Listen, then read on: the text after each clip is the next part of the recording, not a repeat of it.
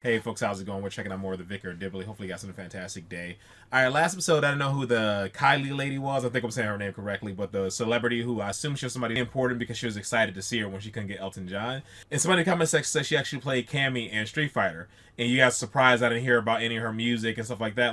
And I didn't realize she played Cammy in Street Fighter. I did see Street Fighter as a kid, and I was very disappointed in that movie, even as a child. I just didn't like that movie, man. I remember going to see it and just thinking like isn't a good movie, man. Here's the deal. As an adult, I never revisited the movie. You know, I just seen it as a kid, and I didn't like it. And I remember somebody gave me the game, or I don't remember how I got it, but I remember the game, I had it for Sega CD or Sega Saturn. I remember how terrible the game was, too. They made it for the movie or whatever. And I just didn't like anything about the Street Fighter movie. It just was completely disconnected from the content that I liked. It was completely disconnected from the video games I played, from the arcade experience, from the animated movie. It was just so disconnected from it, and I just didn't like it. And I was young and didn't like it. Kids usually like everything. And I was like, this just isn't good. Even though a lot of people hated the Mortal Kombat movies, as a kid, I loved the Mortal Kombat movies, you know? So, and I think Mortal Kombat maybe came out maybe a couple years later after that, and I thought they were fantastic, dude. And I rewatched those as an adult, and I still was like, yeah, these are decent, you know? They are not amazing, but it still has that nostalgia for me where I just enjoyed the movie,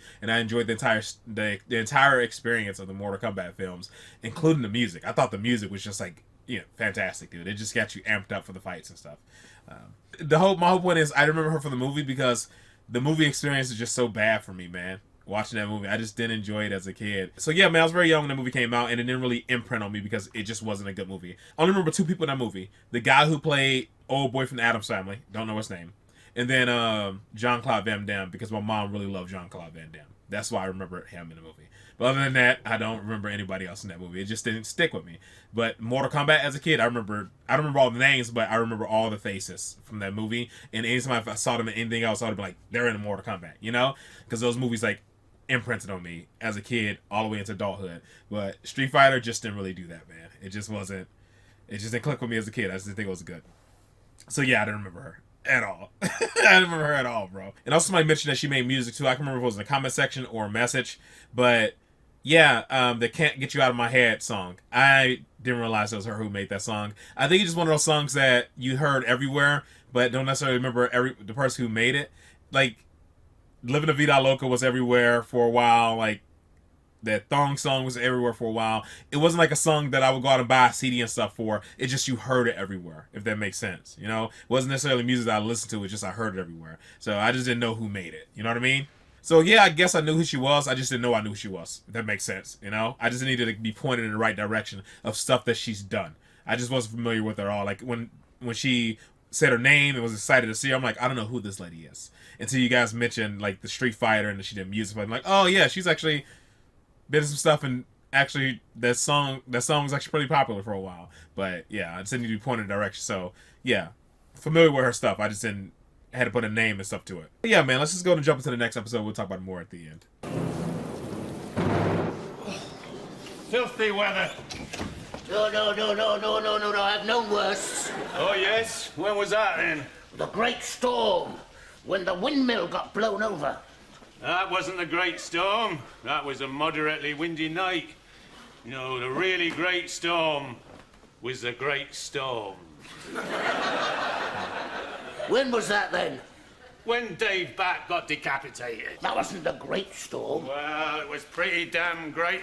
No, the greatest storm was the one when old Harold got blown into the quarry. Oh, that. The great wind. The what? The great storm has got to be rain.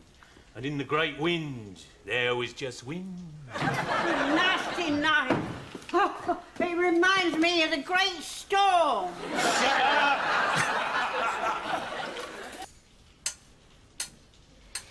Snowdrops on roses and noses on kittens. Da da dee da da da da da da mittens. Tum titty, tum titty, tum titty tings. These are a few of my favourite things. When the birds. Yes! Well, very nearly remembered all the words there. Still, it's worked, hasn't it? Because we're not scared anymore, are we? No, we're not. Ah! Ah! Oh, fuck! Crying out loud, you go! Just checking everyone's fine. We were just singing a chirpy Julie Andrews tune to stop us from getting scared, you know. Oh, Bob, I know a lovely song my mum used to sing me when it got stormy. Oh. Well, fire away, oh handsome troubadour. And you're feeling a little sick. Cuddle up nice and warmy and play with your little dick. Yes. No. Well, that's very comforting, isn't it? Yeah, come to think of it, I'm not sure it was my mum taught me that. I think it might have been a bloke at school, actually. Alice! Get off me. And the man with a beard? A llama. Oh! Imagine Moses looking like a llama. No wonder everybody took such notice of him. Well, bravo, Frank. Unfortunately, I, on the other hand, have some rather bad news. The last time I heard that, Vicar, it was the end of real teeth. Bear with me, it's for a very good cause.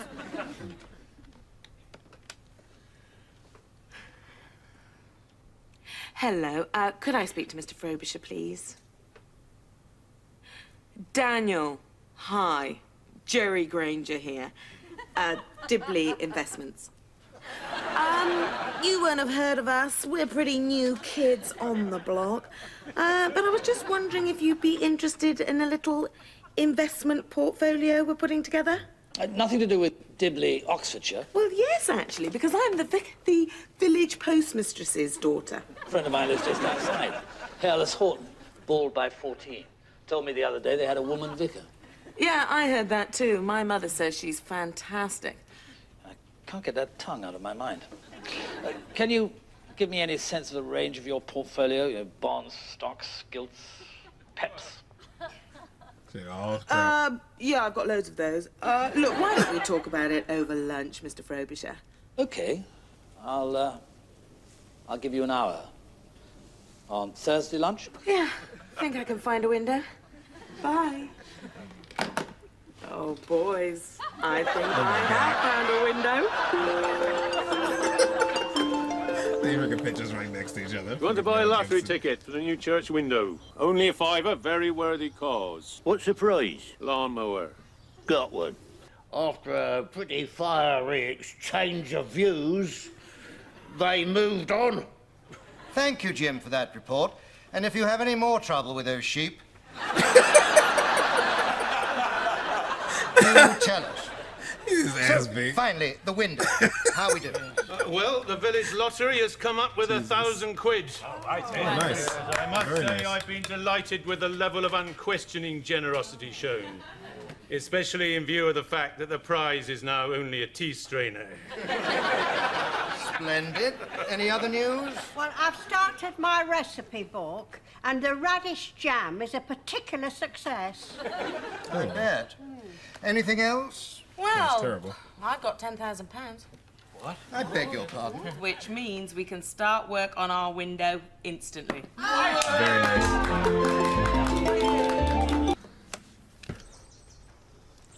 He says like only logical. Someone captain. told me it was going to be set in Jurassic Park. That would be exciting. I was told on the underground grapevine the female figure is modelled on Samantha Fox. Ooh, that'll be nice. Will she be topless? I suppose she may be. Anything to save money. For the kids? 7 o'clock. Right, well, here goes. Ladies and gentlemen, welcome. And we're very lucky to have with us today our wonderful benefactor, who gave us the remaining £10,000 for our window. He has very kindly said that any of the money we didn't spend, we can send to the earthquake appeal. Bravo. Jolly decent. Yes. So, the moment has arrived. Daniel, if you'd like to unveil it. Certainly. Although, first, I'd like to congratulate you on your new vicar. I'm a man from whom it's famously difficult to extract money. My wallet has a burglar alarm on it. So, now I am delighted to unveil the new window of the Church of It St. shows how Barnabas charming she is. Dibley. You can see right through it. Lovely sunset. Well, bugger me. It's turned into rather a nice evening, hasn't it? It's beautiful. How much did it cost? About £500. Nice work, Spock. Well, I felt that if I spent the whole £11,000 on the window, every time I looked at it, all I'd see was those earthquake children. What do you think of it, David? Very beautiful. I've always thought it to be the finest view in the village. Good decision. Bloody marvellous. I mean, when it comes to it, you can't beat God's own creation, can you? Sorry we lost Noah. No! In my opinion, Noah was a complete nice. prick. Oh, was it? Absolutely. Here's a bloke who's got the perfect opportunity to wipe out all bloody useless animals in the world. Lice, moths, locusts, hamsters. What does he do? Takes the whole lot. Mrs. C, did you like the window? Oh, yes. The sales of the turnip biscuits were a little disappointing. But you use the 13 pence for whatever you think fit, my dear. Bless you. Clever bastard. Oh, Kitty. That's another £1,000, I'm afraid. Good news, everybody. The Christmas outing's on again, thanks to Daniel. Right. I've got one for you today. Oh, fab. How bad It's is very it funny. gonna be? Knock, knock. Who's there? Ronnie. Ronnie who? Ronnie Barker. It would be funny if Ronnie Barker came to your door, wouldn't it? Oh my gosh, she's so Yes. goofy. I'm not quite sure you understand how these jokes work. Better. Right. Right. Knock, knock. Who's there? Billy. Billy Connolly, would it be? Heard that one. Well, it's funny, isn't it? Not really, no. Do not worry, I have got hundreds more where they came from. Knock, knock. Who the hell is it this time? Show. It's going to be a very long night, isn't it?